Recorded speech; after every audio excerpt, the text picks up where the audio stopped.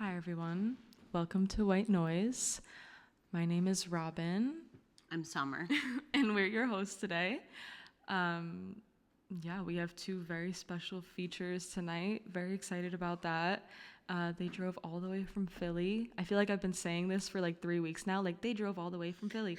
But it's pretty cool. Like, it's, you don't do that unless you really want to. I promise I did not pay them yet. So they came knowing that they were doing this because they wanted to. And you know what? For art. That's what matters. I hear them whispering like, wait, we're not getting paid? No, okay. I'm going to read their bios now. So we have, coming up first, Mac Chandler. They, them, is a poet and bartender from West Philly. They produce a quarterly poetry show called Premonitions through Moonstone Arts, Philly's longest-running poetry series. Hell yeah. They also have a new collection of self-published poetry, There Is a Thing Haunting Me I Could Grow to Love, available now, and available here, by the way, $15 to $20, right in that cute little briefcase. In their free time, they enjoy drumming, a little episode of Survivor, and sharing hot gossip with the scary voices that bemoan from their cursed and haunted amulet. I can identify with that. Thank you, Mac. So we excited. All can, can't we? Yeah, we all can. And then coming up after Mac, we have C.R. Hooker.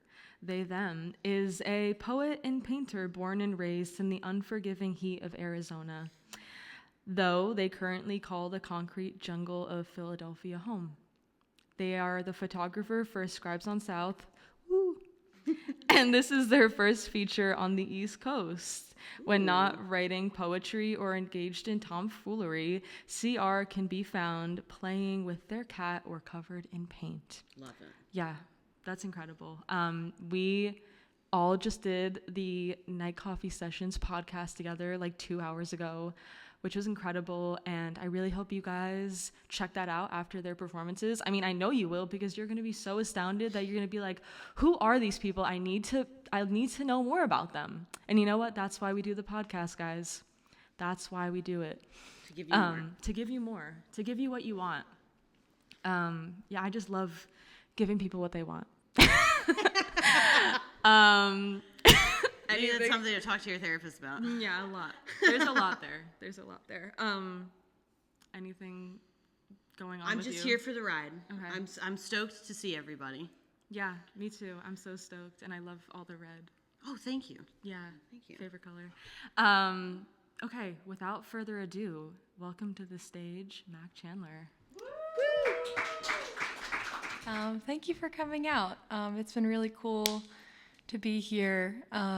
Leaving the great state of Philadelphia is hard. But I have a book out right now, and I'm really excited to share it with you.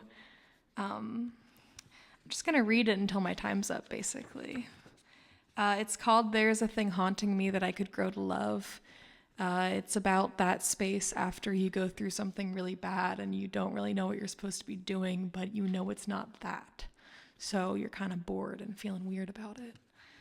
And it starts with a quote by Terrence Winch from a poem called I'll Be Happy. And that goes, "But now that's all over. Now I just eat pork chops and watch the cops go by." There are no titles. I am waiting by the door, and it's been a long, long week. It hurts when the blood of your own tail becomes all you pine and long for. That separate animal always swinging itself into the wall, never knowing where to stop, that small pinch, those tight circles. What I often forget is that pain compounds, and one day the arms and legs numb over and the pills arrive to take over the gaps, and so in order to escape, I drill into the garden of the house with an open eye, a sleepless twitch, a body like a swollen pocket of air, and I hide there. If what they say about my life is sadness, the unthink, the unspeech, No, it goes so quick, and I am waiting by the door.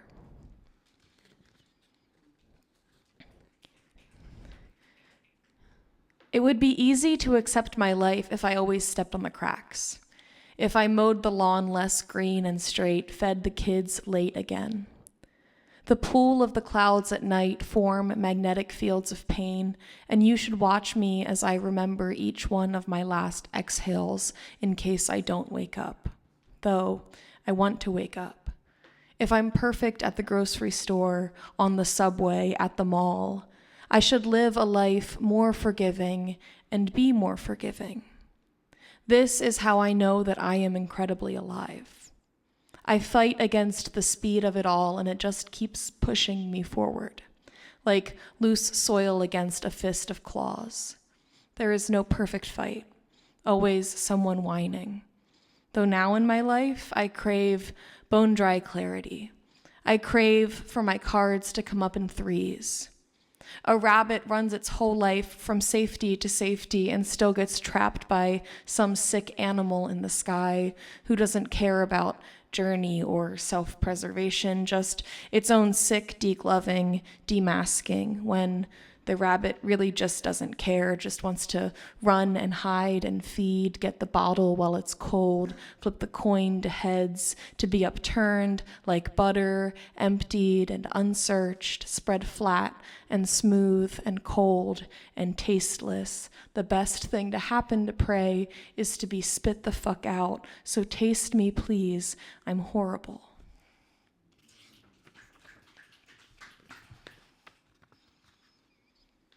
When I was 8, I saw the devil standing in my front yard.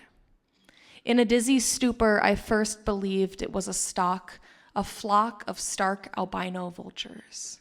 A family of them twitching in connection, all those eyes, all those teeth and wings so densely plated, I could have sworn they were a dozen knives in direct sunlight, shining like a hole in the vision. Shifting in sharp angles. When asked any questions, it never spoke, never frowned, just smiled and reflected my dumb's face smiling. When I turned to go back inside, the door was locked. The sky was blank and rustling. Blind flashes whispered to me in gusts of brightness. There were messages forming in the absence of sight, a map of my new world, a picture of a tall bird, a ritual stain of time where the haunting is hereditary, where it's chemical, where it's here, hungry, close.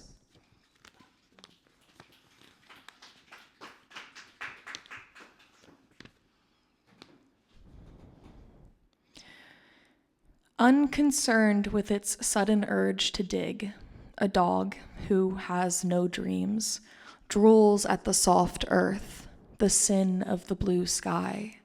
Always a voyeur to its sadness, speaks now directly into its glassy black eyes.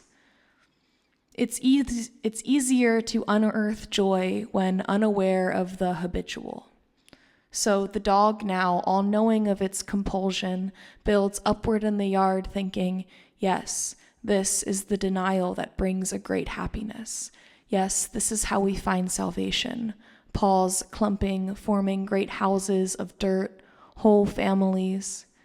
Yet, if you look into its left mirror ball eye, a tear sprouts, a whine forms. The dog is in so much pain. The dog is in so much pain knowing it is a dog.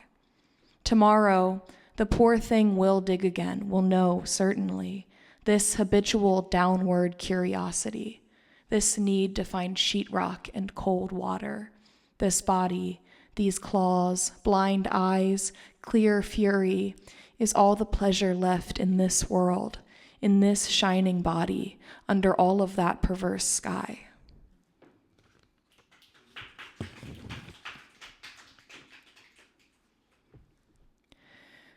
God cast an intricate sin upon me, delightful in breakfast, intolerable in the night. A thin, oily sheen of pain swept over the whole body so nothing can touch the skin, no blood and no water. In another world, I would bless the animals and the sycamore and the lily and the bluebird eggs in their suffocated blue. I'd give grace to the living and mercy to the dead and only sob when there is nothing on TV to watch. Boredom would become my ruler and the glory would climb my mirror. I would curl so neatly in the blankets I believe I could forgive anyone for anything. Though, in this world, I puddle in my anger, loathe the happiness of children, plead the man at the bodega to just let it go once more. I must be owed something soon, 2 more days, 2 more weeks, somewhere else, one life over. I can feel the warmth of God, the sunlight through a beer glass, the smoke from another cigar. I can see the creature with 100 wings and none of them reach me, like a child wandering a parade and all those fire engines racing right past. Could you guys imagine if I just fell over in this stool? Maybe that's how I'll end it, all right? So I am assured to absorb a little bit of your emptiness as snow falls onto a wool sweater or the face of the green sky makes the stomach swollen and nauseated. You blink. I blink twice, certain we are in cahoots, though nevertheless we shudder back and forth until you disappear like thin paper rested softly in a puddle by the wind. You can't fight the wind, the nothingness of changing temperatures. Uncertainty was born into your blood much before subservience was born into mine. In fact, I may have never lived to shut my eyes because just the taste of blindness waters my mouth. Your control, though comfortable, was never kind. As the cool breeze of a shore whips sand into a baby's eyes, he will never be able to see without fear of violence to his vision. He blinks at the sky many times before hiding his head in his mother's ruined scarf. She made the obvious mistake of opening up her mouth, gasping to reflect the shape of an empty halo, as if either would take this as a compliment, as reverence rather than competition from some sniveling little thing.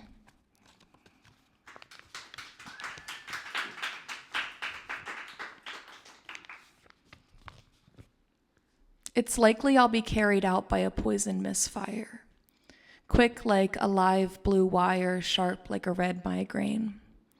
Poured slowly, I can make myself into something like oil, just floating on the surface, gliding over, untouching. It's a bizarre display of loneliness. I am getting tired of explaining how much I'm shrinking about myself. Sometimes in the movie theater, I cry because everyone is there and no one can see. Me and my tears and 20 people laughing at the punchline together. I'll always be hungry for something red and moving, so I stay very still, very quiet, show my neck. If spared, I'd call everything weak, call it nothing, laugh along.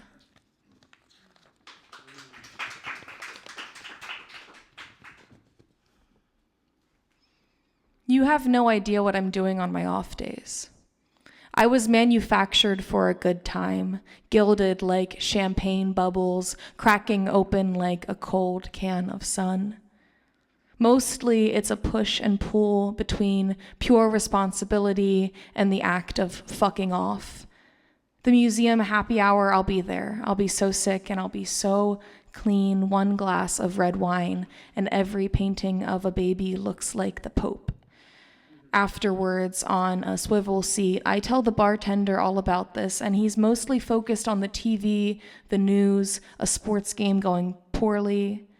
If I'm some sort of divine machinery, I do not enjoy waking forever and talking very little. A few hours on the couch while I buzz in and out like a busy secretary who hasn't quite yet learned the phone lines, just connects things to other things and hopes there's no shock. At work, I'm voted most likely to lick a battery. And I don't know how to tell them I'm so full of that liquid zap. It's like going home for moments at a time, having a few days off and quietly vibrating while my roommates do useful things and I hum to the television static.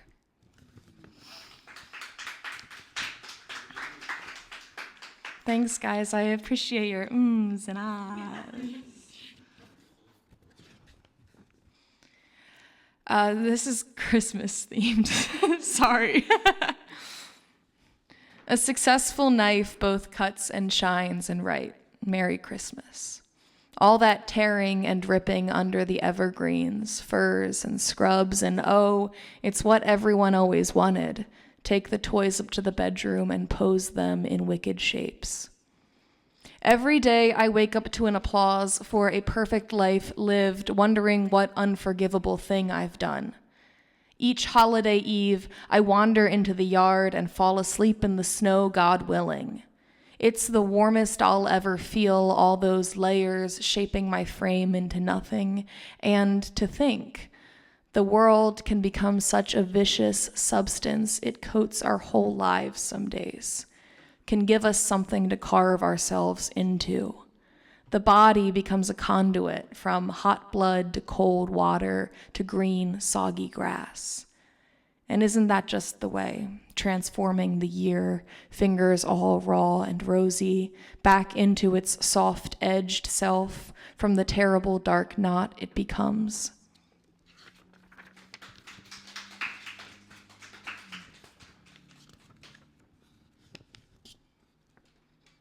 I'm a sundial in bed.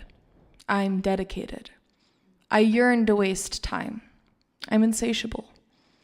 I spend the day moving my body in a circle. I am at risk for prolonged dizziness, a familiarity with nausea, and astronautic bruising of the eyelids.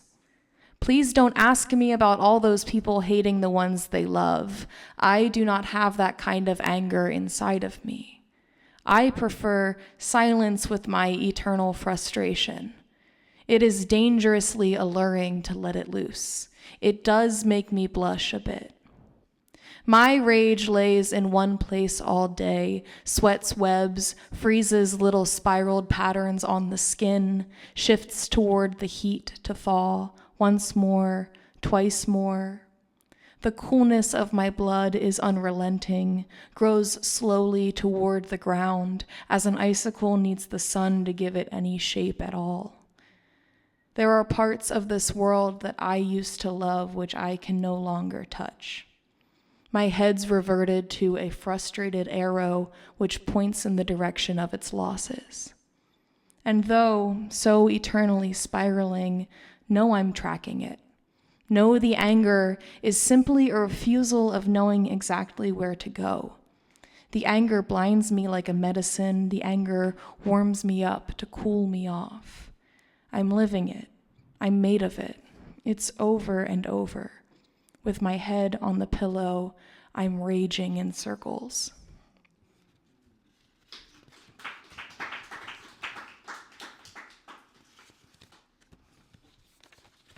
Doing good? This might be like the happiest poem in the book, so which isn't saying much. Okay. Full body possession the whole time we are dancing, shifting through diagonals, lockstep eye movements.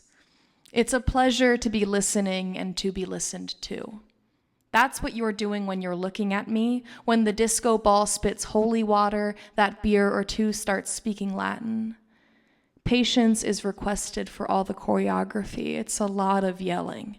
And it's hard to focus while the sky is pulsing blush to its cheeks with the breaking of tension holding two bodies, disgrace, poison, a stumble, or the music ending. Something drifts off to hide darkly. I think there is a chance you see it too. The leaving, all the risk of the final lift. I tell you there is nothing more exhilarating than being moved, and I tell you there is a chance I think I can't stop.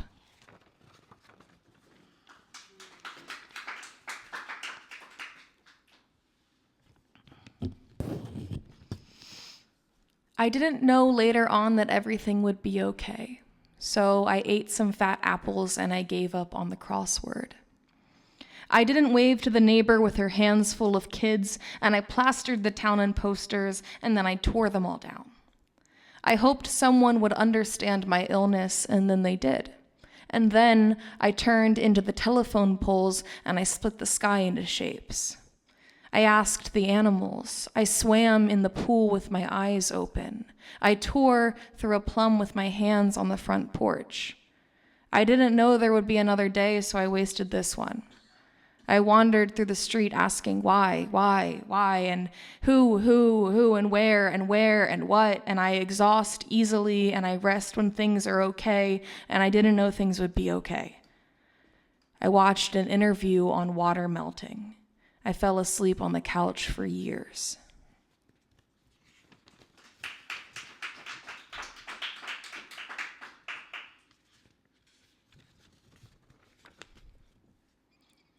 Creatures from bad dreams bend me into shapes at night. I wake up like a poorly grafted tree. In the winter, I grow close to nothing at all. In the summer, I break open with limbs. I want to live in just one world or another, but someone told me that's how to make an angry man. They haven't yet heard about my potential crescendo. There is a thing haunting me which I know I could grow to love. Several nights a week, we share secrets, talk about movies. Its head grows into an obnoxious plant. Other nights, I'm so lonely, I nightmare it back to me. It arrives at the door with a horrible face. Its vines wrap me into something manageable. One day, when I open, we will marry. Here's the danger. In this world, I wake dramatic and bored. I want to pull the evil around with me all day, socialize it with the sunshine. So I make sure to put its cage by a window. I promise I will enjoy nothing in solidarity. In the grocery store, I have no fun thoughts. Looking through the bread aisle, I am too aligned, too centered. I am not a good person, I say in the self-checkout camera for encouragement. Here's the danger. I tell people I no longer know evil. I tell them to understand I don't even want to steal it back, even if I could, but this time I'd be capable of handling it. More walks, a later bedtime, and without it I'm shaped into something new every morning and understand I have to spend the whole day molding myself back to myself and understand it's a game that evil likes to play. It blows a whistle and I flinch.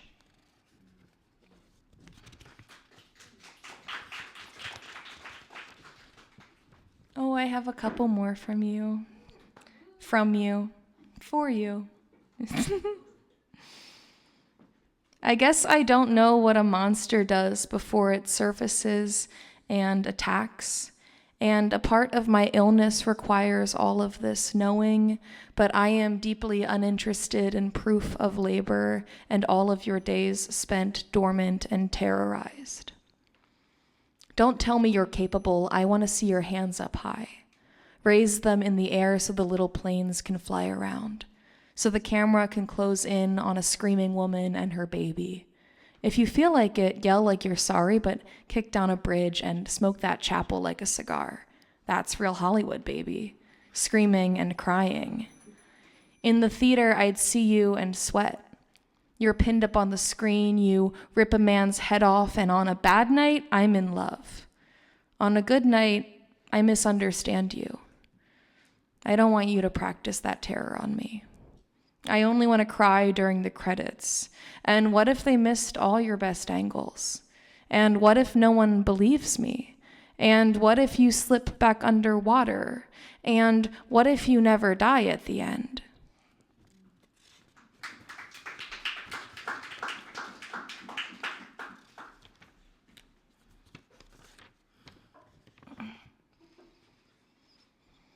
Y'all ever, I can't start with that. Y'all ever go on a bender before? Okay, I started with that.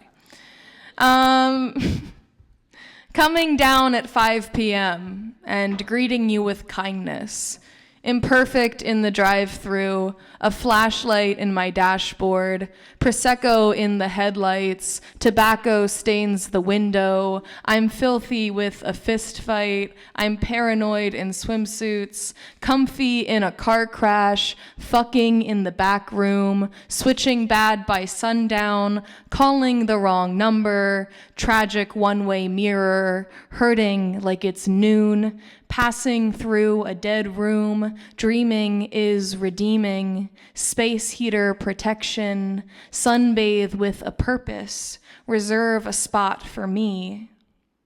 Save our ship in silence, travel to your mom's house, park right in the driveway, be the prime example, argue all night long, breakfast at the Wawa. You guys don't have that here. Slicing milk with oil, coming up at 7, disappear for a while, a couple hours later, line dance with the big boys, get another sidecar, pissing in the bathroom, garbage in the fish tank, pop one on the rooftop, nighttime second wind starts, parking with the lights on, sleeping past the alarm, starting over again, coming down at 5 p.m.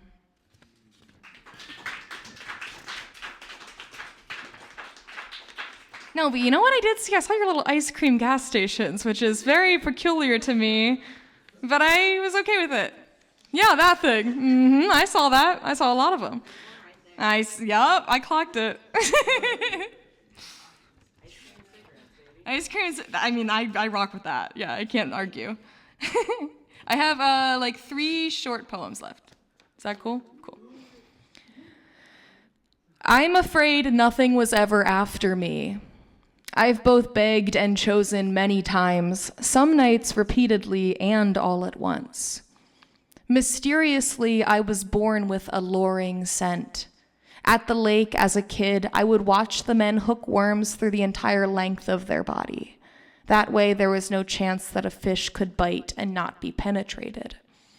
It's all about penetration, I say to a friend after a reading. But it's true. There's a sharp metal rod through the middle of my body, and in the night, I glow bright pink, and whatever is after me dies with me.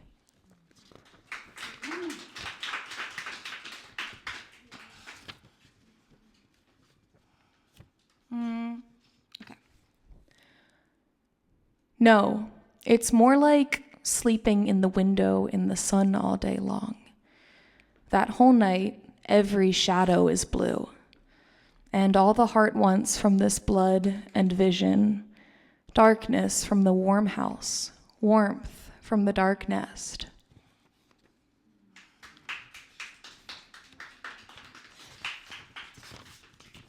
I'm looking for my last one. Give me a sec. If you like this, hey, I'm selling them. I'm selling them right over there. They're like $15. I got a Venmo, and maybe you have cash. Okay. Okay. The moon shines on my face tonight like a cold and calculated reptile.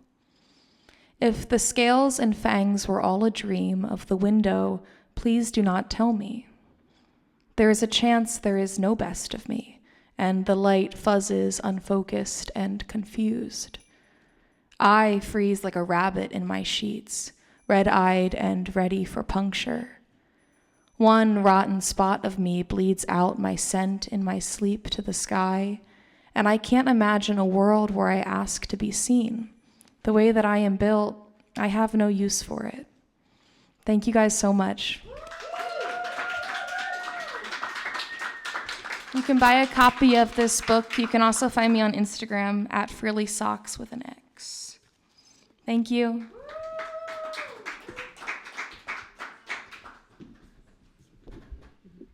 Thank you so much, Mac. I stole their book because I wanted to read a line and I forgot what it was. It was something like, I want to chase after every red thing. What was that? I can always be hungry for something red and moving. Yeah, I loved that. it didn't stick clearly, but it did stick in a way. Yeah, just like summer, right? Red and moving. Yeah, wow. Thank you so much. That was beautiful. I'm so glad we all got to experience that. And please buy their book. Look at this. Come on. Hand printed books. Support local poets, even if they're not technically local. They're East Coast local. Like, we all support the East Coast around here. $15 to $20. They got their Venmo right there. And thank you so much for coming. It's been a pleasure. Next up, we have Sierra Hooker for their performance. Welcome to the stage. Hi, I'm Sierra Hooker. But if you're talking to me when I'm like not on the stage or not like giving you poetry, I go by Kate. Sierra Hooker is just like my last name's Hooker, so in case you couldn't guess. I'm gonna do a few poems. I have kind of like, I wouldn't say it's an erratic collection, but it feels a little bit like that to me. Some varying lengths. So we're just gonna go ahead and get started. It's mostly gonna be pretty sad, so just a warning. I don't have any names for any of my poems, but that's because I hate naming them. So this is just labeled 1, because I'm starting with it. Forget your laundry in the washer, and I'll help you fold it. Days later, when it smells like mildew from sitting in its own wet, even after tumble dried low. And I'll forget what your skin smells like underneath the must and kiss your neck anyway. Forget you said you'd be here by 5 and it's nearly 6:30 and I haven't heard a word. Forget my OCD has convinced me you've died or I am dead to you, so I sit and wait and smoke on the porch, and I'll forget why I was angry the instant your headlights meet my eyes and I hear the gravel crunching under your tires. Forget to tell me you plan to leave this place as soon as you can, and I'll forget that I always plan to stay, because I don't know the roads here without you anymore. Forget to tell me that you're hurting. Sit on the edge of my bed and don't even look at me, and I'll forget what it's like to make you smile without trying. Forget casual intimacy. What is the point of touching me if you won't be buried inside?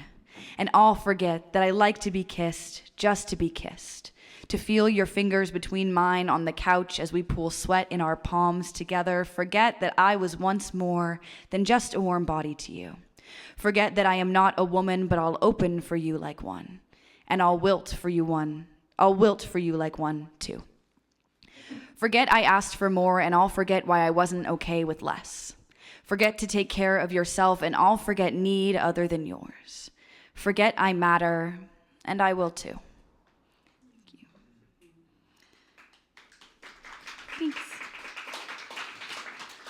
Thanks. This is a poem about my older brother. He's kind of a little freak. I love him, but he doesn't really like do emotions. We don't really communicate like that. I was always a really emotional kid.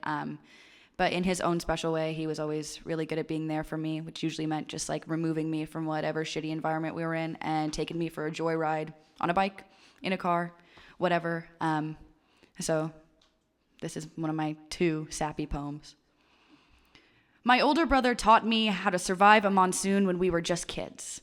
He and I used to chase thunderstorms through our neighborhood on our bikes as we tried to outrun the turbulent tempest that brewed in our living room. A devastation poised to strike the moment someone misstepped or misspoke, but we would put on our helmets like battle armor as we surveyed the damage left in the wake of an Arizona downpour, as asphalt-tinted water lapped at our heels, and this time, instead of drowning, we were flying. The unpredictability of these sudden summer storms paralyzed me with fear, but he taught me how to stay in motion so my fragile frame wouldn't get swept away by the floods that roared through our suburban safety net. On our bikes, nothing could hurt us, not even the potholes that threatened to swallow us whole or the thunder waiting at home. So I chased my brother as he chased the sky. He loved chaos he could predict, chaos he could hold in the palm of his hands, and I was so small back then that I fit there perfectly.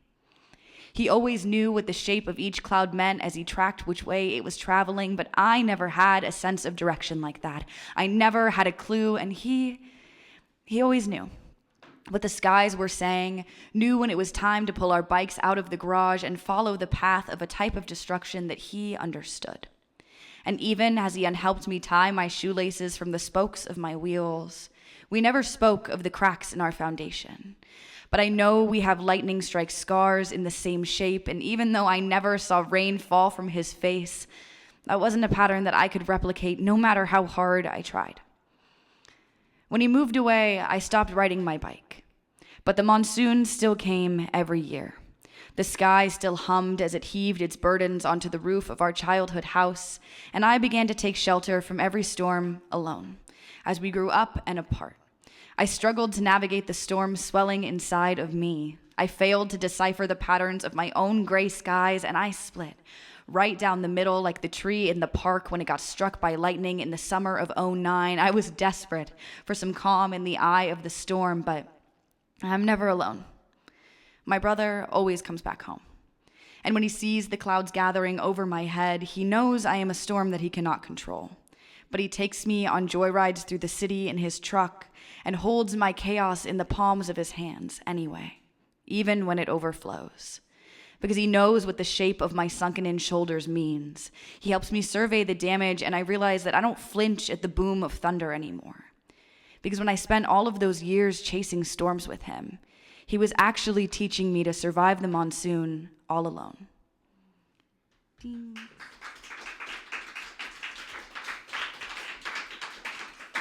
Thanks. This is 3. The dream catchers above my bed don't stop you from slipping between the folds in my brain and appearing in the shadow of every nightmare. Sometimes I wish I could sit on the shower floor and cut open my skull, hold the rubbery mess of my brain in my hands and scrub and scrub and scrub until I see the blood from my head wound and the blood from the wounds of you wash down the drain. So I can douse my hippocampus with soap and pretend you were never here. My brain will be too smooth to hold any new memories, anything that might remind me of you, but sweet dreams always evade me. And you live in all of the intangible things. The smell of adobe houses in the rain, the weak base of my spine, and invisible threads of you form a noose around my conscience and tighten, blurring lines between reality and regrets. Dreams so real I am caught between sleep and death every night. Glimpses of blue houses, blue hearts, blown chances.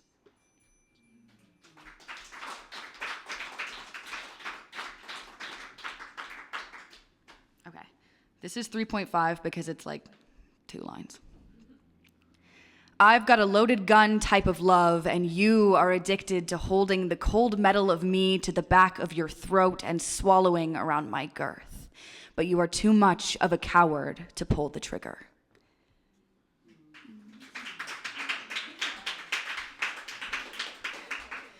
Okay, y'all know about the Great Pacific Garbage Patch? Okay, I'm gonna talk about it a little bit. So if you don't know it, it's just like an island of garbage the size of Alaska in the Pacific Ocean. Pretty crazy. Just keeps growing. Pretty scary, but we're not going to talk about that part right now. Nothing sticks around forever except the things that we wish wouldn't. Straws and snack wrappers, beer cans and plastic bottles, the dent your grip molded into my heart. Disposable vapes and abandoned pill planners and what-ifs. Takeout containers and all of the garbage I shoveled down my throat so your side of the street could be clean. Everything we have ever used is still here, congealed in a mass the size of Alaska, floating atop the Pacific Ocean and sinking inside of me. A new organ built somewhere between my liver and my spleen. At my autopsy, they will cut open my stomach and discover nothing but false promises and plastic flowers, a monstrous swirling vortex of wasted love, dead ends, and regurgitated garbage. All of the things you hated about yourself that I swallowed will never decompose. They become indistinguishable from my own doubt and debris and weigh me down. I cannot lift myself off the ground, and these old aches may get recycled, but they never leave, because nothing sticks around forever except the things we wish wouldn't. The island of discarded waste inside of me reeks and oozes, and its supply remains ever growing. With its shiny exterior and toxic components, it looks like dinner to something starving like me, and it is always on the menu. It sinks like a rock in my stomach and never digests. Anything with wings dies here, and the grief sticks around forever.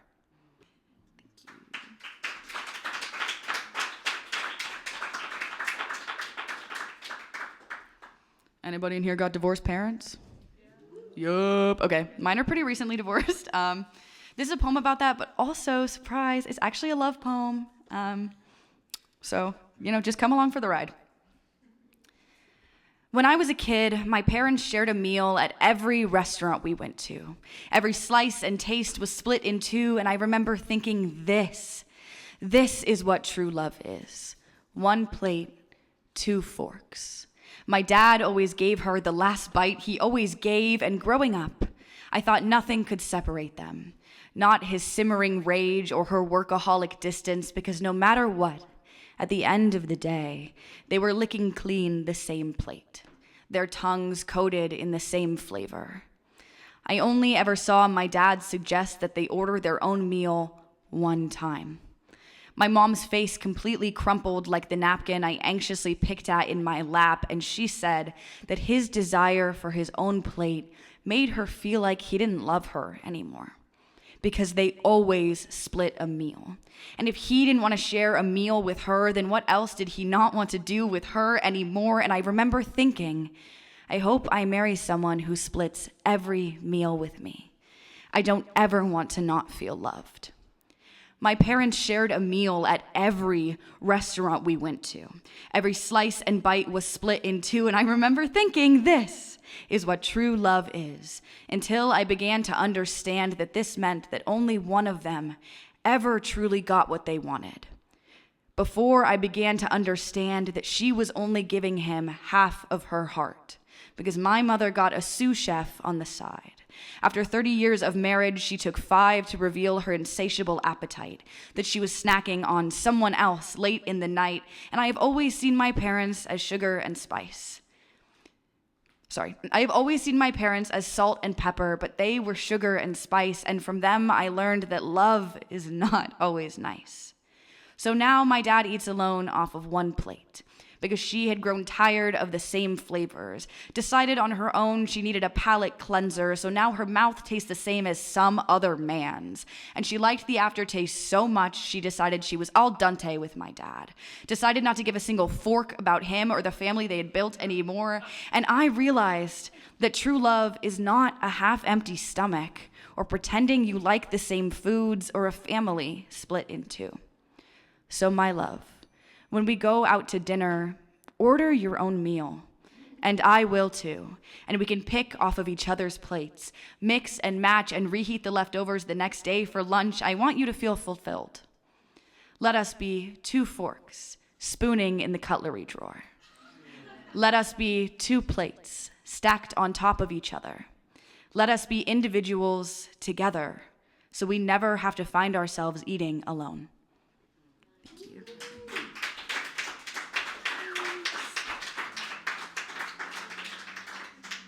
Thank you. Okay. Let's see. Okay. This one I haven't done in like 1,000 years, and I only ever did it once, so here we go. My poetry is necromancy. Every time I turn a new page, I am calling out to the dead, trying to suck the dirt out of their lungs and feel their heartbeat in my ears and release them from an eternity of haunting in the corridors of my mind. So I write elegies and odes to things that have long since passed, spirits I can no longer grasp or pour down my throat. You once told me that I was magic, but recoiled when I conjured the person you once loved from the grave. I guess I never come back quite the same, just a little off kilter and with a different taste to my name. I ask my tarot cards for answers, and in every sword drawn, I feel your blade in my back. Despite every question I ask, I know that the time won't turn around, and I have never learned to be comfortable with death in any of its forms. And I don't think that I ever properly learned how to mourn, because loss is death too, And here I am, still trying to revive you, to revive the person I used to be when you were here, as if it would make up for anything. My poetry is necromancy, and the ink on the page reminds me of blood and the permanence of things that cannot be undone. But I've convinced myself that maybe if I write enough, these deceased might reveal some missing truth to me, something to make the funeral make sense, something to make the grieving less intense. But instead of my poetry being magic that conjures secrets and hidden truths from the lips of those I have buried, my poetry has me on my hands and knees, grave robbing, refusing to let the past rest. I want to let the dead rest, to look myself in the mirror and know that I did the best I could and believe it, to know there is no life without death and just make fucking peace with it. My poetry is necromancy, and now every time I hold the pen, I revive all the versions of myself that I've buried in caskets and never told why.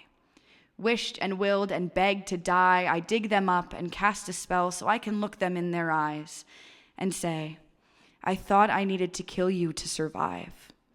I'm sorry. I'm sorry. I'm sorry. Welcome back.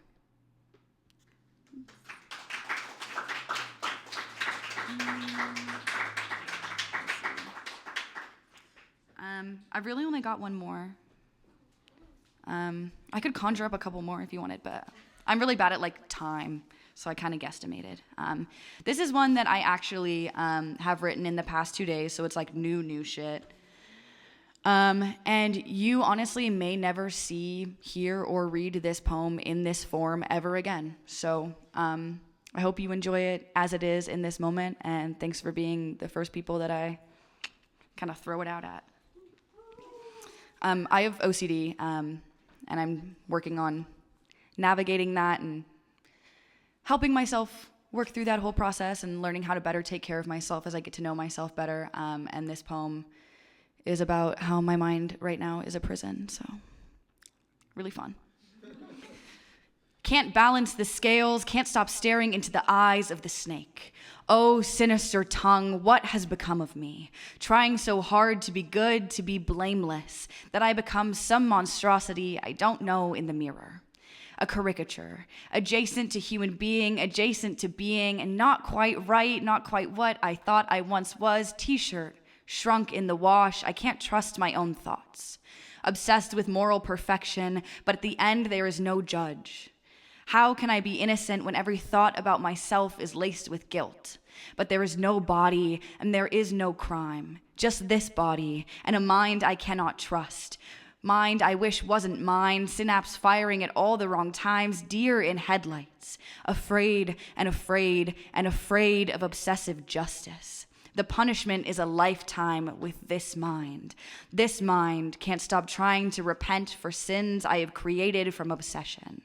I was born with, and the shame that I cannot shed. It lays eggs in all the warmest parts of me. It coils around my throat and sinks its fangs in, and fills my blood with venom until I can't tell where I stop and the bad starts. Can't stop wrapping around myself until I can't breathe. I was never taught to let go. Automized to take blame, make blame, can't shake blame, begin to it before anyone can even begin to assume I am.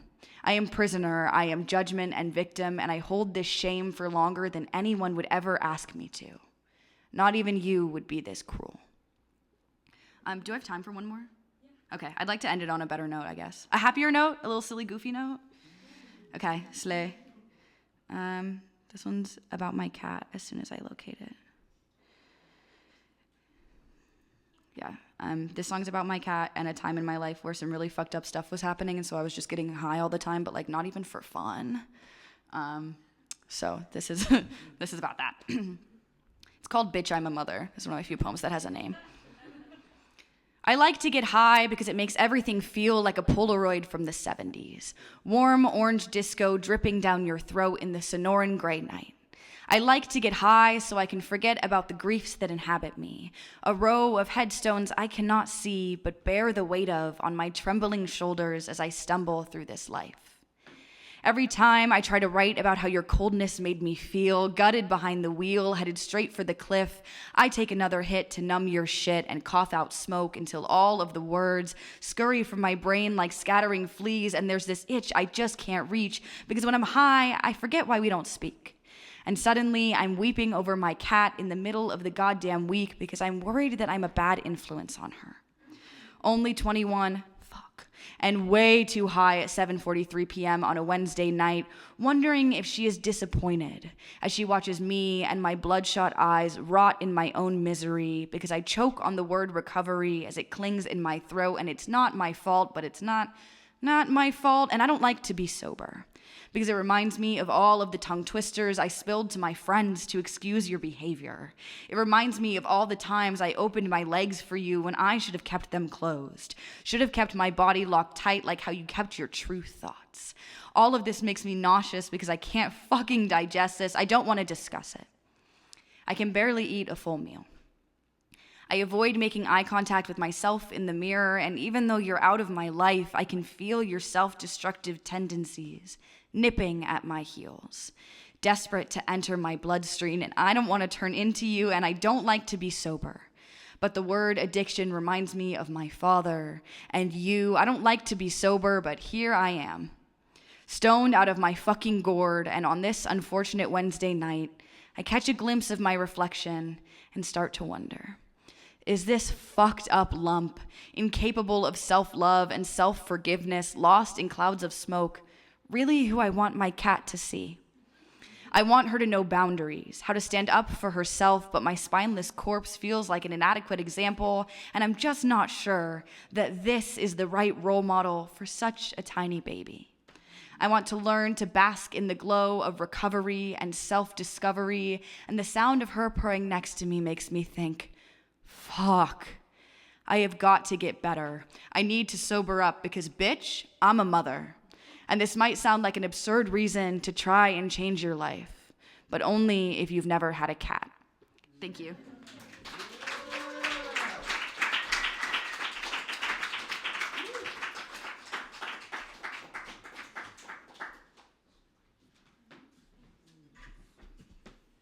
Thanks so much, Kate. I love my cat too. As you know, my cat also is like in love with you, I think. Yeah, I know. Thank you to our two featured performers. That was fantastic. We're going to open things up to our open mic. Yeah. And I believe our first performer is Cranium Chris. Welcome. My rap name's Cranium Chris. That's CRANIUMCHRIS. You can find me on all platforms, whether that be Spotify, iTunes, Apple Music, Amazon Music, Pandora, you name it. We everywhere. And I'm going to be performing for y'all some fire songs today. One of those is Hopped Out the Coop, which just came out like a few days ago. So if y'all haven't heard it yet, definitely check it out because that's just fire. And we're just going to get into it. We're just going to get into it. I also do want to mention I do have merch, which I'll go around with after my performance. It's I'm selling my new album. So if you guys want to cop it, it's only $10 for all 12 songs and shit straight fire. And we're going to get into it. Let's go. What will I start with? And how many songs we got? 2? Okay. Yeah, we'll start with Hopped Out the Coop.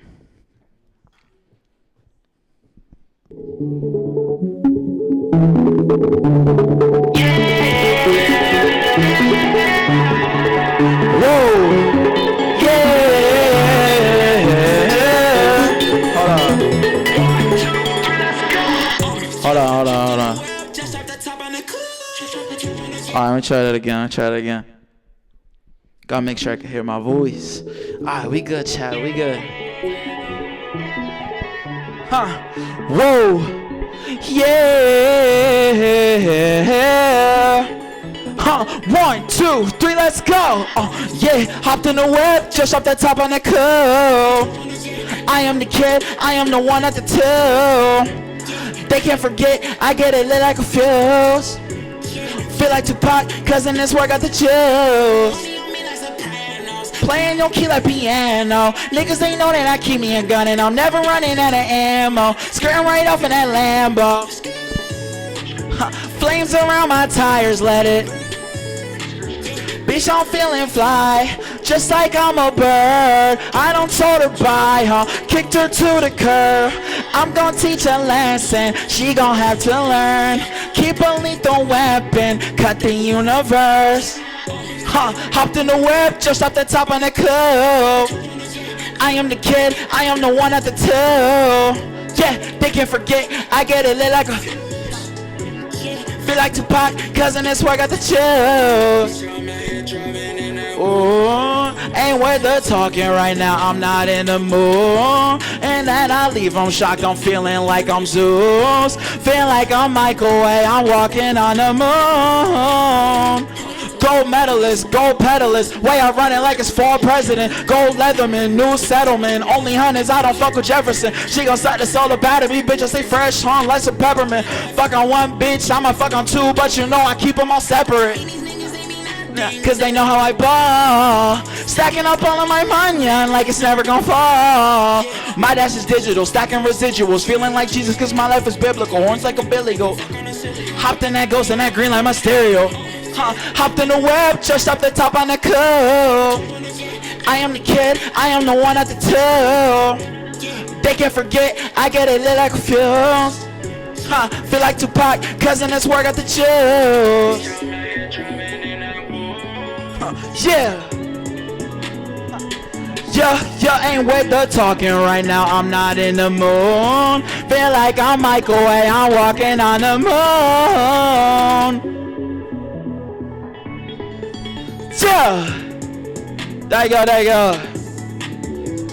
I sopped out the cool. Annie and Chris, nice to see you again.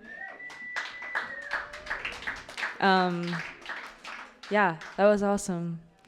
Also was like an emotional 180. That was direct quote from Noah. But I loved it. You know, that's what white noise is all about. You never know what you're gonna get, guys. And that's the best part about it. We welcome anyone and everyone. If you just want to get up here and like say words that don't exist for 8 minutes, I would literally love that. I implore you to do that, actually. Next up on the list, though, we have Noah David Roberts, which is one of my besties. Also here from Philly, kind of tagged along on the little troupe. I'm so excited for you guys to meet Noah, and I'm just going to take 1 second to talk about Noah, because the reason why I am even here today is because of Noah, because they hosted the first open mic at Greenkill back in like 2017-ish, voiceless readings. And it was iconic. It was beyond iconic, actually. And that's where I started performing. That was like the first place I ever performed, was at Noah's open mic. And now they're here performing at my open mic. And I'm not gonna cry, but I am inside. And another cool thing is me and Noah are coming out with a book. Yeah, this is our book. It's called Tender Languid. They did all the designing, but we're selling Mac gave us a really great idea to sell these as posters. If you want to like hang them up or something, they're on like really nice paper. So I'm like, if anyone wants to buy one for like $5 or something, like you can do that. And we'll sign them for you because we're kind of famous. Hardly. But yeah, just thought I'd plug us for a sec. Yeah, this will be, I mean, it's done. We're just like slow at assembling things. But yeah, okay, I'm like taking way too much time here. But without further ado, welcome Noah David Roberts. It's been a minute since I've been here. It's always a pleasure. I'm going to give special thanks to David for doing everything here, as always. To Robyn for hosting, and to Mac and Kate for killing it. Like, that was awesome. Whole night slapped. I'm going to do 2 poems, but I'm going to try and keep a similar loudness to the last act. So I'm going to step back a little bit. Dance with me, your legs are watery and cold. Epoch of hell with jealousy in mind. My vulnerability is interrupted by this brief advertisement. It is time to purchase your inimitable treasure, which, much like yourself, is underwhelming. Your love is supreme, and there is nothing you can do about it. Your harrow and bleakness justified in the endless tragedy of living. Epoch which lost its mind, lost your mind, lost my mind. Temporality is mythological in the modern age of candied apples. There is a sadness in you that you can't get out, or in other words, a hallway in a door jamb that wasn't there before. The mist tells you otherwise, plays tricks. It's fucking with you. It's your pride, man. You got nothing else to live for than this. Handling the candy and fruit, dip the fruit in candied sugar. Displacement like trepidatious axiom in the epoch of my own making. Trance like you mean it, lie in piles of heated sugar, which in time transforms to gunk and invades your pores, eyes, ears, mouth. Under your fingernails there is the gunk of 1,000 rotting candied apples. You are horrified at the sights before you, but you love it and eat them all the same, drool hanging from your mosquito mouth. Thank you. All right, so we're working the energy a little bit back into some normal poem vibes. Thank you. This next one's called What to Remember with an Axe. But before I read this, I'm just going to say, if you're ever in Philly, look me up. Come to Scribes on South. Okay. Boxed cakes and Empire apples. The light just outside the center of town that turns clouds green into one-way drive. Stoked fires, E. coli, pneumonia, topical illnesses untreated, barely see doctor in gray square box.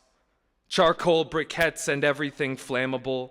Lattice fence backhoused, backwards walking blindfolded in drunk streets outstretched and emptied. Throwing bottles off of bridges, following train tracks through woods and over water, and risking lives to see what is out there scrambled on side of inside tunnel. Rurality, ruralism, pastoral country of guns and knives. Flags represent what they love, but also rising fascism. Railroad tie I stole from river, rusted to my belt. Step too quick and you'll suck your boot off in the mud. I swam in puddles outside house, I don't say home. My best friend wanted to kill me. I wanted to love him. I am queer. He was angry. I don't say I understand, I say I relate. My grandfather hurt my grandmother in the 60s and she divorced him in West Virginia. I know to turn and run at first trouble now, how to swing axe and chip stump, shred, fire start in pouring rain. Don't stand so close behind the axe, you'll be cut the fuck in half. Father trying to scrape painted yellow sunshine from shingled side of wall. Too many adjectives. You can get fucked. Remembering imminently depraved, wanting, touched, smirking. I'd die too if I lived in a half-hour radius this whole time. Snow petal crystal on hot air, tongue expels fog to winter mist clouds, dusting aphasia, disease, loneliness, the whole gamut of human emotion to cry in sun-warmed house, linearizing sorrow to arsenic water brown from well out back, emotion, clean water, river water, grass, dusting ekphrastic to natural vision of green floating forest. I am connected to all that has tried to kill me and all that has tried to love me, and when it is gone, I will mourn its loss. Thank you. It's okay. You could have left it, honestly. Thank you, Noah. That was amazing. Yeah, I really don't know what to say. Seeing you perform on this stage again is like bringing back so many memories for me. Like from like a horrible time, but like weirdly like only good memories. Getting drunk in your apartment, you know, getting drunk at the diner. I was like 18, guys, okay? This was all illegal. Yeah, here's for underage drinking, right? Okay, we're moving on. Are we though? Okay, next up is another favorite of mine. Can we stop? After this, no more favorites because I don't know if my heart can handle it. This is probably okay, guys, come on. This is a big favorite for me. She was our feature last time. If you weren't here, I understand. It's hard to come out to events. Next up is Cole Solis Jativa. Welcome to the stage. Can I say one thing? Philly poets. Am I right? Am I right? Okay. I think I'm gonna read. Okay. It's fucking springtime, and rebirth has kind of been a theme in my life lately. So I'm gonna read 2 poems, and they're kind of walking contradictions, but we love that. So this one is Roller Coaster Piece. It's actually inspired by Rachel Wetzian's Time piece. If anyone's read it, it's 12 short haikus. Very good. Okay. So I wrote 12 short haikus because, you know, a haiku is kind of short, right? Okay, Roller Coaster Piece. In the beginning, flowers kiss the sun, peony sings praise to the east, rays dissipate west. I love my country. Cement and chalk drawing, feral kids clutching ice cream, cone sweats on a corpse, horse tranquilizers. Sustained you fucked me, diction stuck in memory, baby food, soft brain, forgiveness. Searching for hay rides, pots of water boil over, commemorate fires. Fruit leather. Sun naps taste so good. Cast iron skin formed leather, frozen tubs, rejoice. DNA grade. Contact sports to win, except naked and tipsy, we double helix. Rain or shine. Pendulum savvy, going nowhere for no thing, bladed between day. Mutualism. Sleep head to toe, love, symbiotic canopy, small plates are to share. Core strength. Toes caress balance, walk the line, lemon wheel good, taut anchored by trees, and for what? Waged war against wheat. You kept me up night and day, itch too far removed.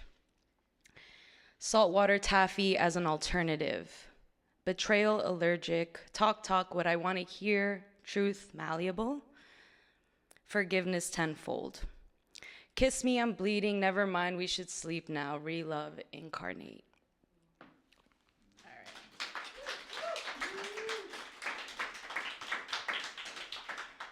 And this one, I just wrote the other day. New shit, yeah. Except it's gonna also be changed many a times, like editing, you know, radical edits, Noah, you know the vibe. Okay, paid tributes. To blue days, but accepting weather in all forms. Today I wear my real tree hat and hope to blend into a leaf, melt to sound of its rustles. Sitherism is the name. The soft grass is close by. I remember how it permeates through concrete borders. Headway, algae, and frit turn into knotted forms. Seraph sitting in pretzel form. I want to find furry others like Pussy Willow and Pomeranians. Teleport to carousel rides and cotton candy belly aches. Needless to say, I fear being buried alive, unless I had red snakeskins clenching calves. Slow fashion. Rub iodine on the clouds because purity does not exist. Nuevo cariño, moss under toes. I thank you for your softness. Thank you.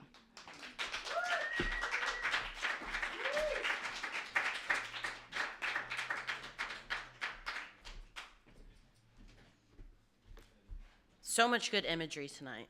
Loving it. This one's a personal favorite of mine because he just always brings the vibes. So please help me welcome Jolly Joe. Oh, quick snap of applause to all the amazing performers tonight. Oh, Philly in the house, poetry in the house, rap, Cranium Chris. Gosh, this is such a talented room. And now we're good.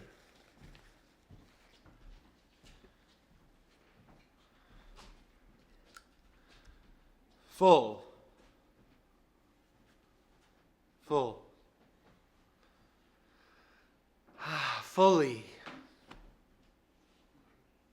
Fully rely on fully rely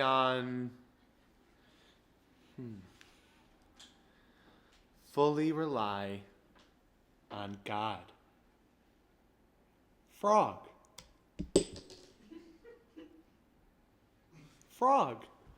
Fully rely on God.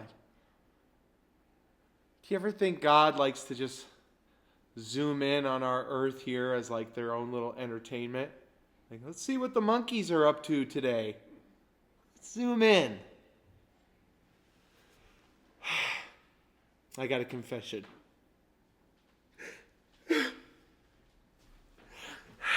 I did something bad. In terms of doing something good, I'm a gardener this year. I'm planting a garden. But we had this mentor giving me garden advice. And he's looking at what we have and he's saying, those trees, they gots to go. They done, son. It's time to take old Yeller out back. I don't know about you guys, but I think trees are alive. Okay? You think that they are? I mean, they're growing for millions and millions of years. And I'm like a big tree right now, right? I've got a big, thick trunk. Proud of it. I'm not barking up the wrong tree, am I? Are you guys, is there anyone alive out there? Just nod if you can hear me. Is there anyone home?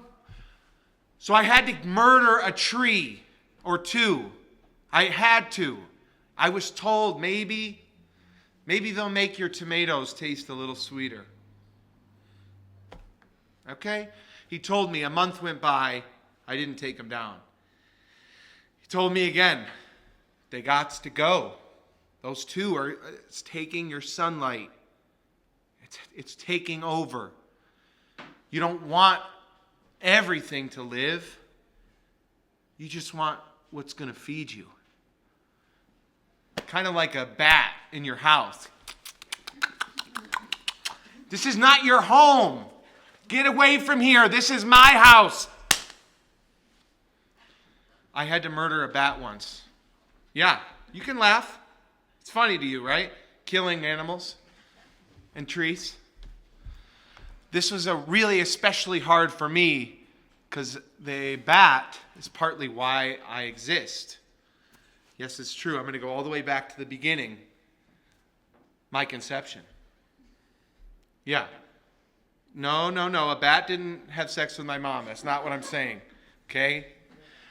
There was a bat in the house on the day I was conceived. And my parents were locked into the bathroom scared. And the bat was in the house.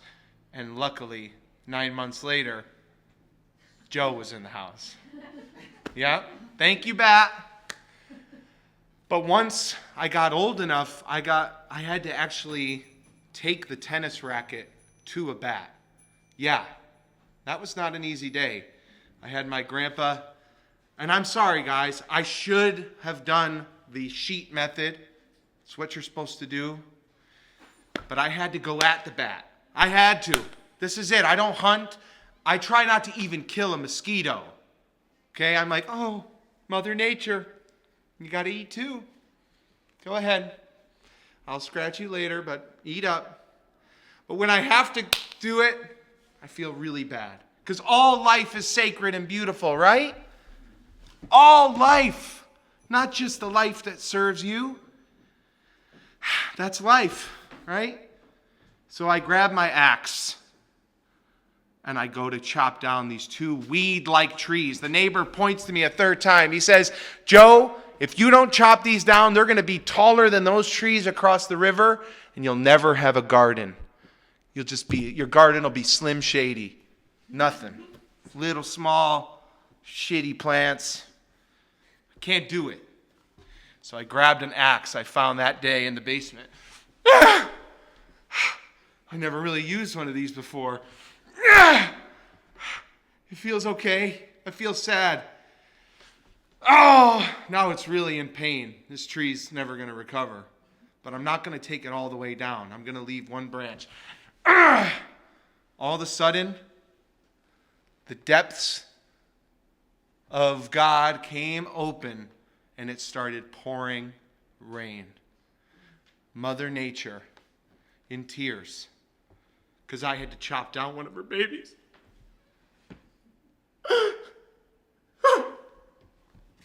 But that's life. That's life.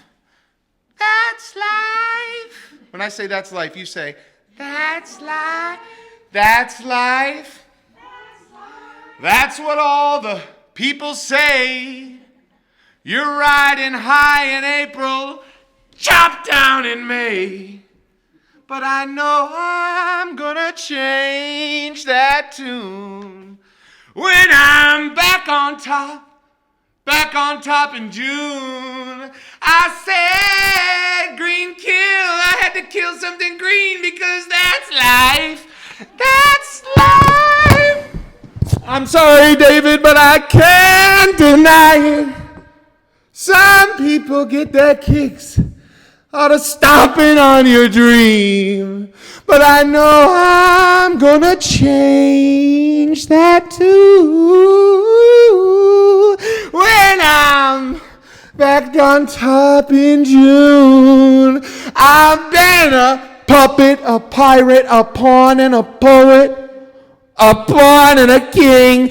I've been up and down and over and out. And I know one thing. Each time I find myself flat on my face, I just pick myself up and get back in the race. That's life.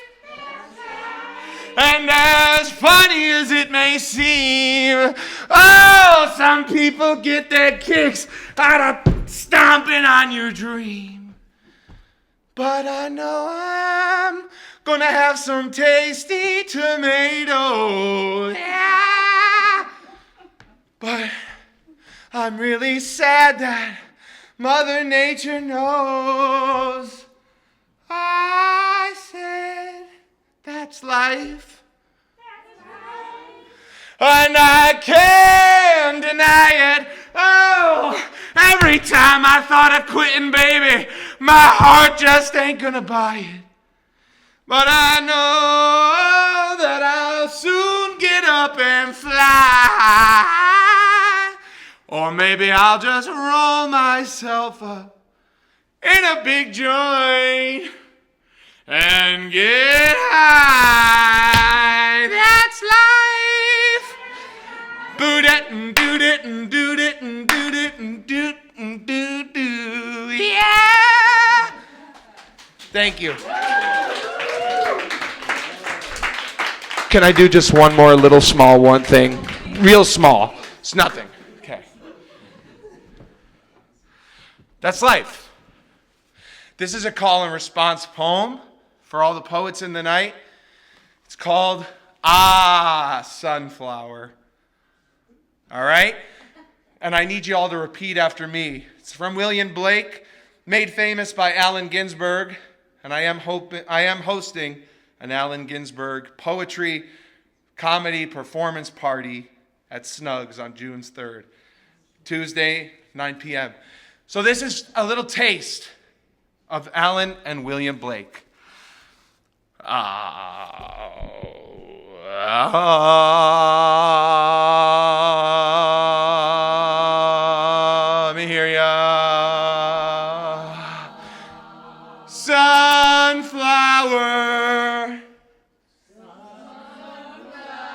weary of time, who countest the steps of the sun,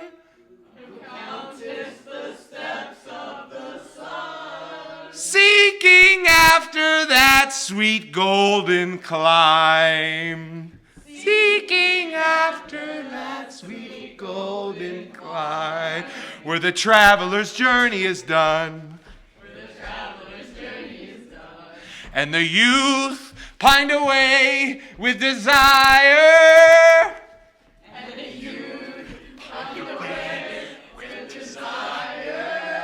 And the pale virgin shrouded in snow.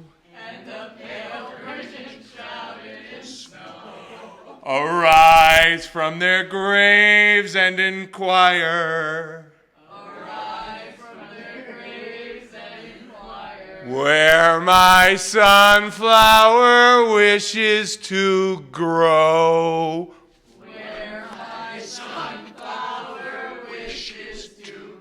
One more time fast. Sunflower, weary of time, who countest the steps to the sun, seeking after that sweet golden climb, where the traveler's journey is done, and the youth pined away with desire. And the pale virgin shrouded in snow. Arise from your graves and inspire. Where my sunflower wishes to go.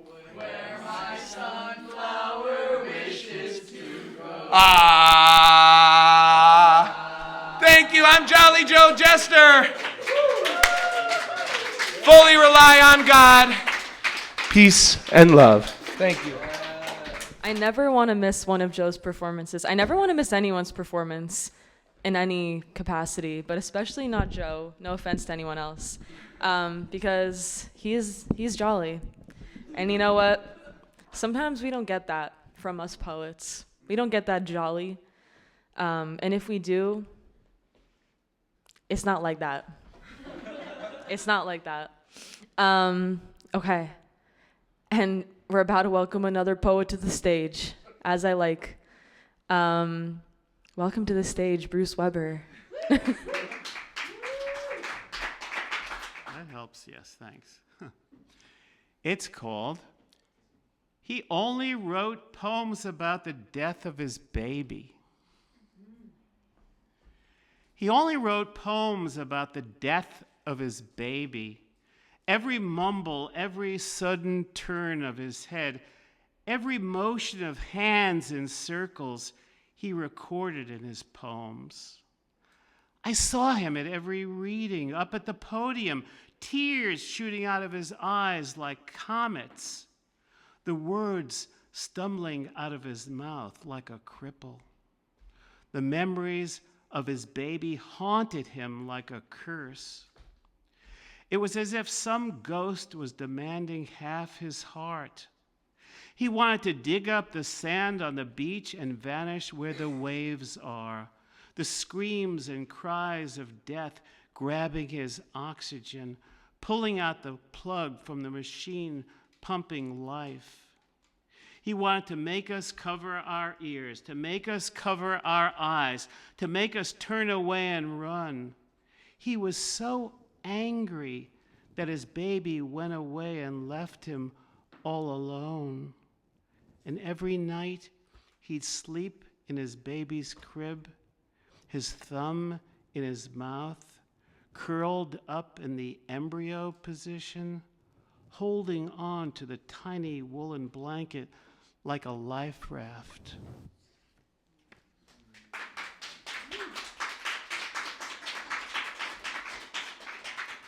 And that was actually true. There was a poet who used to read poems only about the death of his baby, I swear.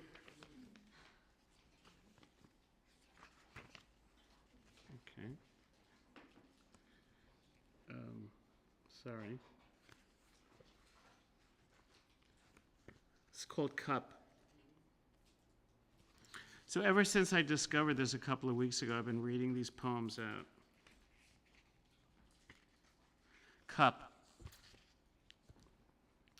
Oh, cup, cup of morning coffee, cup filled with nostalgia, cup filled with grief, cup spilling over the mug maps, cup returned due to big leak, cup pressing against the law, cup with Spanish contours, cup large as Texas, cup with our initials, cup cracked and crying.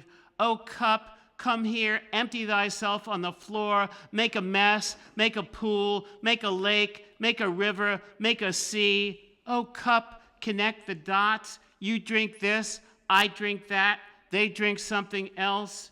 Cup, quarantine in the cupboard, cup paroled for key time, cup hijacked by Gloria, cup drifting higher, spiritual cup floating in transcendent rhythms above the architects, cup handled by multitudes so clean, so tough, barking cup, jumping cup, peeing cup, cup of chowder, steaming cup of quarters, cup of dimes, cup of nickels, cup of pennies, charities cup, victories cup, size triple E cup, cupcakes, cup links, Cupid's cup, curious cup, cautious cup, commingling cup, cohabited cup, cohorts cup, choo-choo cup, cup hiding under rug, cup pressing my lip, cup's round grip, cup's fertile mouth, cup's conclusive drops. Oh, come, cup, into these grasping hands. Oh, cup, land on these chairs. Oh, cup, take flight among the dishes. Oh, cup, settle among the high plains nirvana. Oh, cup, necessitate drinking. Oh, cup, I'm thirsty, thirsty.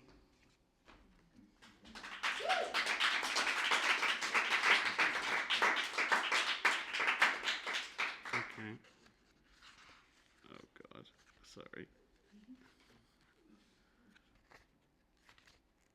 I like the size of this book, but it's hard to handle.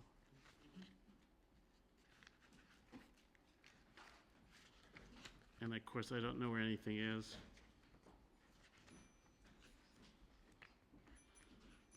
Oh, I gotta look at the index.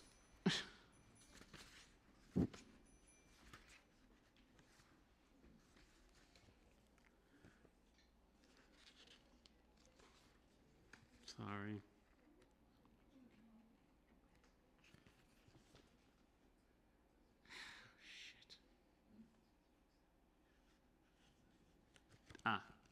Page 28. I'm so glad we had this talk. Me too. Come talk to me. Tell me your sins. Introduce me to your wounds. I want to worship every scar, every pinprick, every tattoo. Collapse against me like I'm a damaged bird needing a splint around its aching wing. Come talk to me about your hurt. Fill me with details concerning the turn of your shoulder, the weight of my arms holding your soft existence. You are like a pool waiting to be swum in.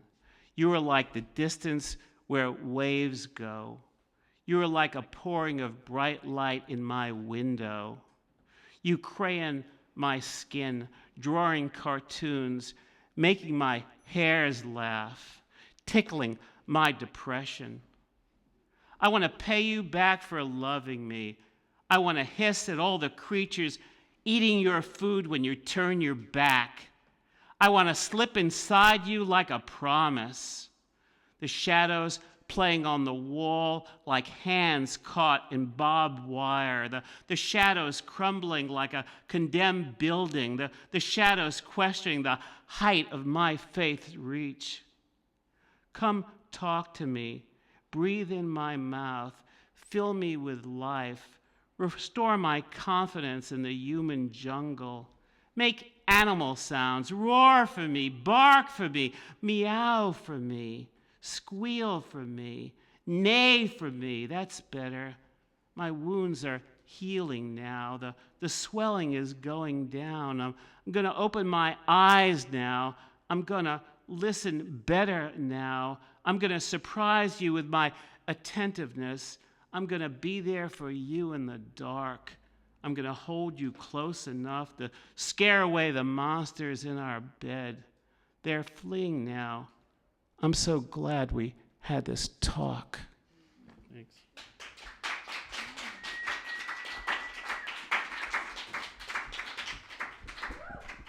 Our featured performer talked about oil a lot and like oil imagery, and I loved that. It made me think about oil in all these different ways. I was thinking of oil slicks and oils that you can cook with and oils that come out of your cars and leave rainbows on the driveway.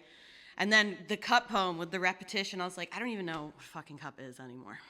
So it goes both ways, which I love. We had both of those tonight, so thank you for that. Our next performer is another favorite of mine. So I'm not done with my favorites yet, I guess. Help me welcome Angela.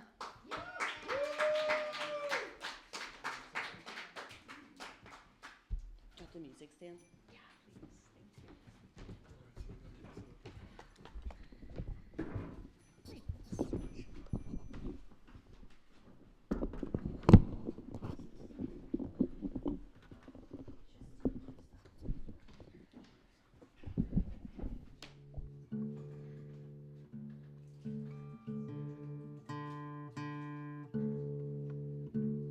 So I decided that I wasn't going to prepare anything for tonight. It's just one of those nights where you show up and kind of get a vibe. I like to try to pick things that match up with what other people have been talking about, you know, any kind of themes that emerge. So I thought of this song in part because Cole was talking about spraying and rebirth, and I went to visit this really sweet little old lady today. She has dementia, and she kept talking about, oh, I've been reborn, and you've been reborn, and we've all been reborn, and she was so happy about that. So I have this song.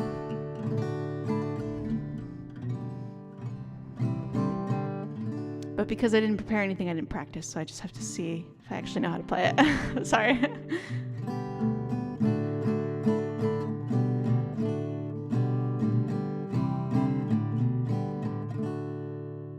All right.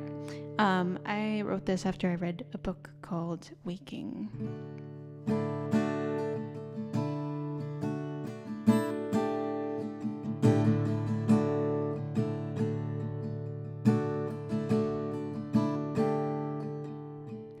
Chorus of the day begins. I feel the birds are singing under my skin.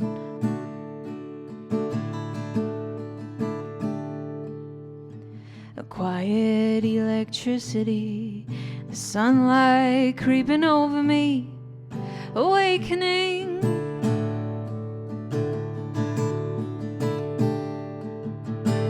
The others are asleep. I hide between the sheets and make up my own dreams.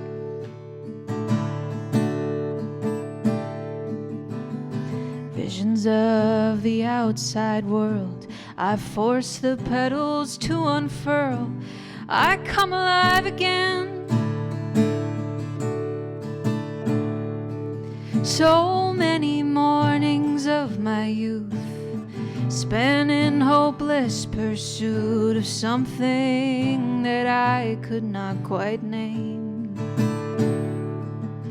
The girl with blossoms in her hair casts a judgmental stare into my mirror, turning me aflame.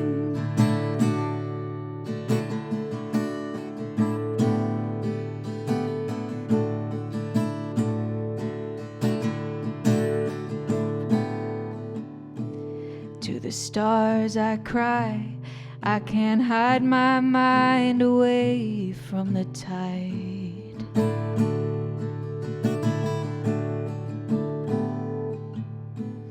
jostled by the waves of the endless coming days. I'm at the ocean's edge. The water washes over me, and it holds me. Oh, I feel as though I'm born into this world again. I see her waiting there for me, as when she cared for me. Oh, I'll go with her, I will take her hand.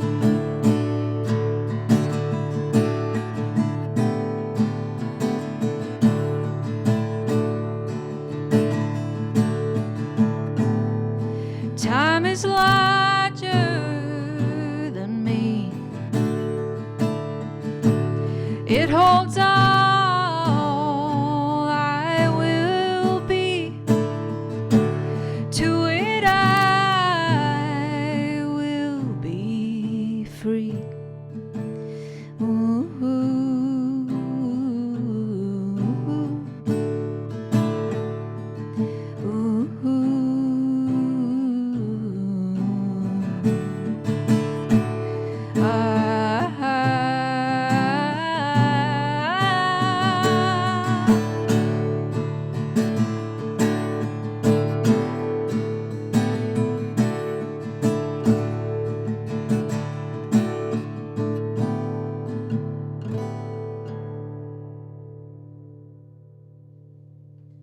Thank you.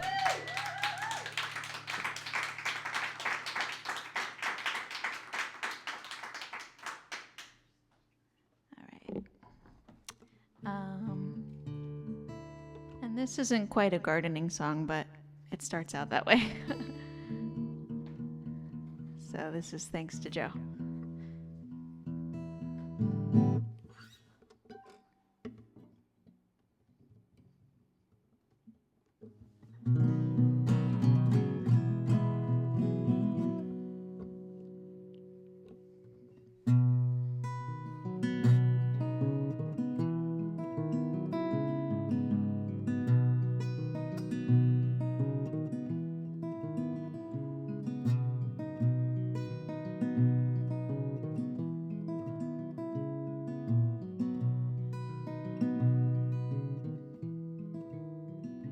She gave me violets from her garden, said they grow fast and strong. The emblem of constancy, the subject of song. Marie Louise and Princess of Wales, beautiful girls with flowers in their hair. But the rain fell differently on my dirt bed than her backyard. We just sat quietly when breathing got too hard. And as her garden died, my violets took root. I won't soon forget you.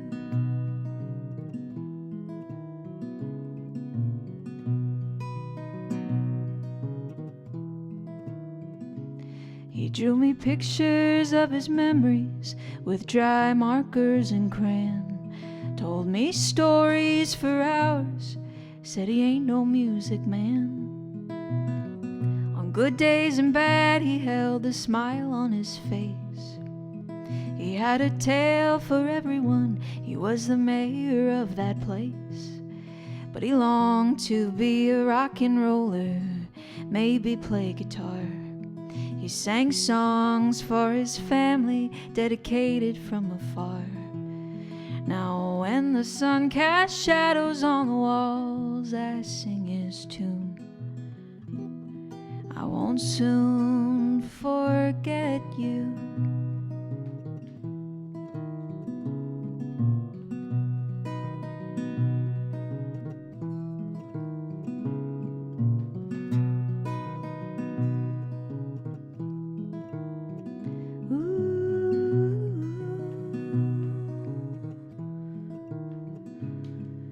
I like to think you're dancing up in the starry sky, or carried in the breeze like a golden butterfly. I'll keep your laughter in my ears as long as I can. And the simple look you gave me to make sure I'd understand that even though you're leaving, you're never really gone. You know, I can't stand to say goodbye, so I'll just say so long. And when I wanna dream, I'll be looking at the moon.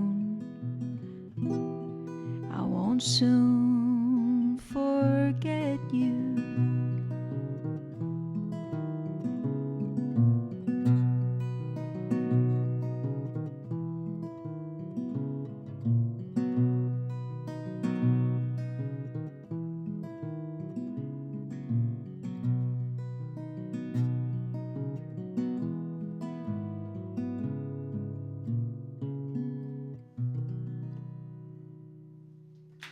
Think so. Another one of my favorites, but I just didn't want to admit it. Yeah, saw Angela the other day in Woodstock. That was really cute.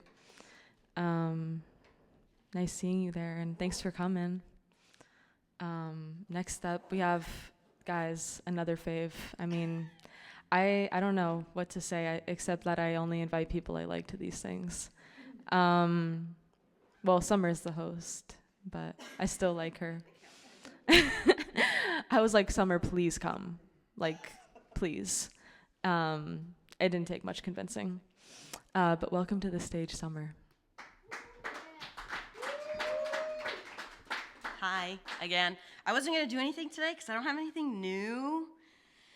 All my old shit is embarrassing. It's all like embarrassing old shit too that I've like put off doing anything with.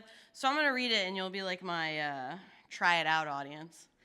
We'll see how it works. I also don't title stuff. It's not on purpose. It's just lazy for me. And this one has no title. I might have read this before, but I can't remember, so whatever. There's a puppy on its side, and it's wiggling and wiggling around on the ground in pure excitement as a man walks up and straps its friends into wheelie carts. Off they fly, 1 wheel, 2, 3, and 4. They've been waiting years to roll out that door. And the little yellow puppy flails and wiggles and runs to nowhere on its side, running forever, waiting to be noticed, hoping to be strapped in, praying one day to take a ride, running and running to nowhere and never breaking stride. Thank you. Somebody else read about puppies and stuff, so I was like, puppies? Okay. This one could be like a title for something. It's so short. It's literally just a crazy note in my phone. Sometimes those are my favorite. Everyone is trying so hard, but we are fighting with our soft skin and the 1,000-fanged belly of a beast that already ate us all. And everyone is so brave and kind. At least that I meet, sometimes. This one's about a fly. When my body was too heavy a burden to bear, a fly came and sat beside me. He perched beside my foot, rubbing his hands together and over his face. "What is wrong, sister?" he asked from the stoop I steadied myself upon. My body is no longer temple, but tomb, carried day by day, a coffin dragged by a single pallbearer, too weak and tired to trudge to the open ground. But I said, "I'm tired." He, weightless, flutters around my head and comes to rest respectfully near my foot. He doesn't understand the unbearable weight of a body grieving. "Life is long," I tell him. "Oh, sister, but it can be so decadent," he buzzes by my ear. "A life that is heavy is a life that is full, but I'm heavy and full like a crypt full of rot and rage and decay. I'm full like the snake and scorpion of venom and bile. If I opened myself, what would ooze forth would eat a hole in the world." He knows nothing of this, the fly, so I imagine myself patting his small head, saying, "When I'm gone, I'll wait for you to eat me first." When he flew away, I wondered what it's like to talk to a tired God and actually have, for once, an answer.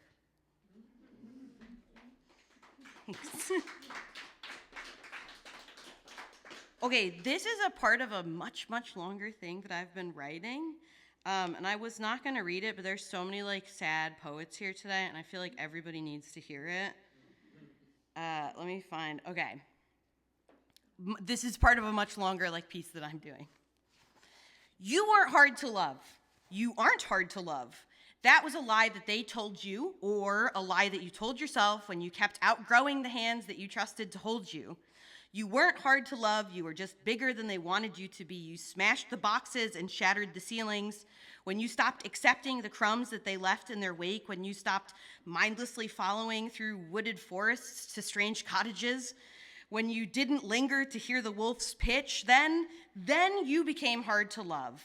You are a weight too terrible for them to bear, a flash too blinding for them to look at. You bruise palms and burn corneas. Does that make you a terrible thing, a sad thing? Maybe. But when you parrot their lies, when you swallow their poison, the poison of their truths, their weak hands and selective vision, you're made to be small, and you aren't you so tired of feeling small? Don't lie to me. You crave more. Like a tumor, you want to grow. You outstretch foundling limbs and claw your way out of the dark. No, you are not hard to love. The world simply made you learn to sharpen your claws and tongue before bleeding for others, and that's okay. That's it. Thank you.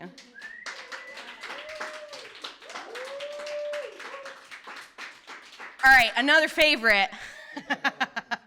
Help me welcome our fabulous, fabulous host, Robyn. Go last usually because I'd rather everyone who comes to perform gets all of the good energy, and I get the sluggish energy at the end. I'm totally okay with it. And it's just easier because I don't have to get up again. So I have just a few poems that I wrote recently. This first one is very nonsense, kind of my thing. I haven't been doing it as much recently, but I was like, I need to write. I haven't been writing as much. I was like, I need to write something.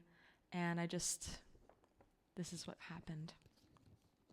It's called Pieces of Teeth's. Big boys of billowed babies, I boy yoy yoy. I see the hand caress my everlasting and wish you to pieces. Wish you turnips and teeth's. Big bowl of fallen faces, figmented or particled. What is the placement of it? Did it turn up under the grown-up grabble, or are you hiding in sky of babble? Babe, L. I am unaffected or hesitate for a stable song sung salient, so far unrelenting, or a box of suitcase. Box of hard drugs I want to bring to pieces or carry you with me. Hold you synergy like epiphany or sigh synecdoche. Baby, did you hear me? Hurting along the thick of it. Hurting for your big boy baby burping or a chirp in the lurkin. Don't make sense, but is that a gherkin? I bite in, I chomp in, I know I'll never do that again. No, I never wanted to begin with. Knew I'd love you one day, knew it to pieces. Knew it forever or hardly ever. Perchance are you held to my heather-colored body? I'm dying, yes, I'm dying, yes. Are you awake or are you peeping? Are you peeping? I see there's no room left for me. So I got rid of the need to be with thee. It wasn't easy. Not quite. Not really. So I'm hurting on a Sunday or just recovering from coming and loving the breeze on my feet. It feels so good that I wish I didn't have to work tomorrow or any day, really. Wish it hurt forever. Wish I wasn't forever. Wish there was a big ball of boys I could throw at the wall and watch as it broke into a million babbling pieces. Thanks. Thank you. This next one's called A Sunday or More. You trekked through invasives to pull golden oysters off the oak. You are careful but determined, unafraid and trusting. Like a snapping turtle just hatched, crossing beaten path and hoping incoming feet don't mistake him for a rock, or the rat snake smelling the world with its tongue and waiting for us to pass. Nature is harmless when you aren't afraid of it. Even the hawks circling us overhead, what can be perceived as menacing really has an infant following its tail, first attempts at flight. This afternoon, I flew too, cradling large-cheeked white rabbit in my hands and coming over and over again. Sometimes I nearly forget how to feel.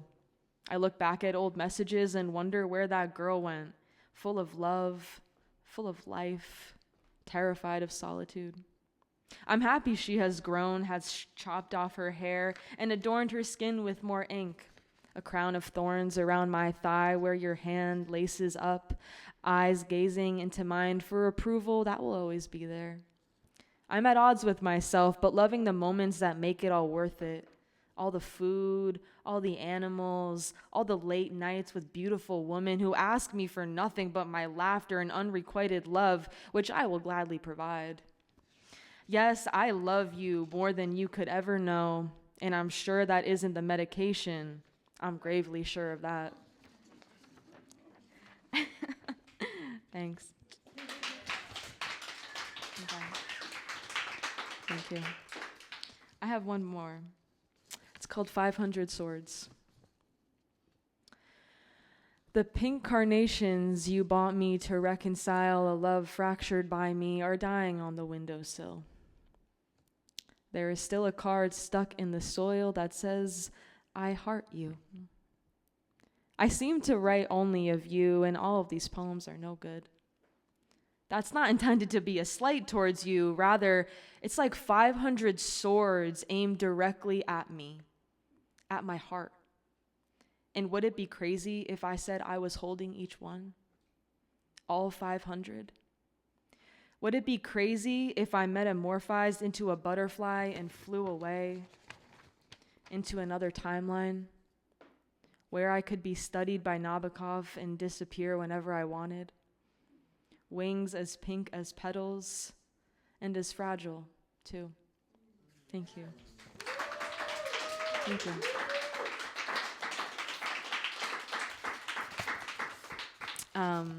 Yeah, well, that's really the end of this, unless someone has something to say. Speak now. Yeah. Or hold your peace until the next time. Yeah. Well, there won't be a next time. What? No, I'm kidding. Scaring me. Oh, amazing. Yeah. Well, we're gonna. Right? No, I just wanted you to come up here, That's Joanne. what you did. Yeah. You did that. Okay, yes. You did it. Welcome, Joanne. I'm so glad. No, Welcome, Joanne Pagano. I was. Thank you. No, I was actually thinking about this, but since I didn't sign the sheet, I was like, maybe I'll do this, maybe I won't. But a dear friend from back in the day is sitting right there, and he has heard this poem before because I wrote it so many years ago, and I think he will get it. Okay, it's actually called "For My Sister." My husband knows this poem very well, and I always perform it in the summertime. So here it goes, For My Sister. I got here yesterday at night. It was unbelievable, unbelievable. Well, it was this morning, really. And everything was as it should be. Even Frank, who walked under the porch, because only his tail could make a shadow like that. But till then, I was still in Brooklyn, breathing Brooklyn air, wearing Brooklyn clothes, and carrying Brooklyn things. But you know, when you pull in the driveway and your tires roll over the gravel, and that hollow sound when you open the door, but it's not time yet, you still have to haul the stuff in. And you have to have a polite conversation with Mrs. Pike, who waited up. And finally she says, "Good night. There's a beer in the fridge if you want it." And you go out the back door, and you can see every star in the sky. And you can see it from there, the white waves curling and breaking. And you can hear it. And you know that you'll hear it on and on and on. And I tell you, it's transcendental. Transcendental. Well, I'm really glad I can talk to you, sister, because you're the only one who understands me really. I mean, life's an experience, right? Thank you. And thanks, Robyn and Summer and David, for doing this. Here and I on Tuesday at 9W Diner in Saugerties, just outside the village. Dialogues for the Ear and Eye. It's actually some people from the city. They're up here. Cole Watson, who lives in Fleischman, a fantastic novelist, writer. Jerry Order, artist, lives up north of here, conceptualist. And Joe Maynard, who lives in Newburgh now. So come if you can, 7 o'clock on Tuesday at the 9W Diner. 7 o'clock Tuesday, 9W Diner, Dialogues for the Ear and Eye, hosted by Joanne Pagano-Weber and Bruce Weber. Please go, in Saugerties. Yeah, thank you. That was beautiful, Joanne. I love the way that you performed that, and I really felt transported with that poem. I'm always so impressed with your memory. Yeah. Your recall is like beyond That's anything crazy. I could possibly. Also, I wish there were still stars we could see in Brooklyn. Yeah, I was gonna say, what stars are you looking at? Yeah. Where do you see them? They're actually at the beach, but not in Brooklyn. There you go. Came with me until I got out of the car. Yeah. Oh, love it. Beautiful.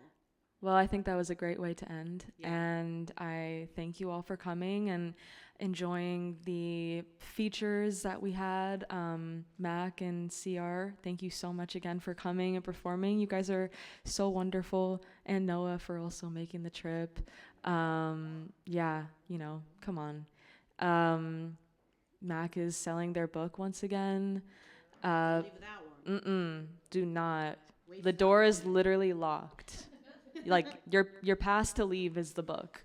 So but yeah, thank you all for coming. Any last words, Summer? That's it. I got nothing. I'm Okay. empty head today. Your haircut looks amazing. Thank you. I'm just happy Yeah. to be here. Ugh, That's it. I couldn't say it better myself.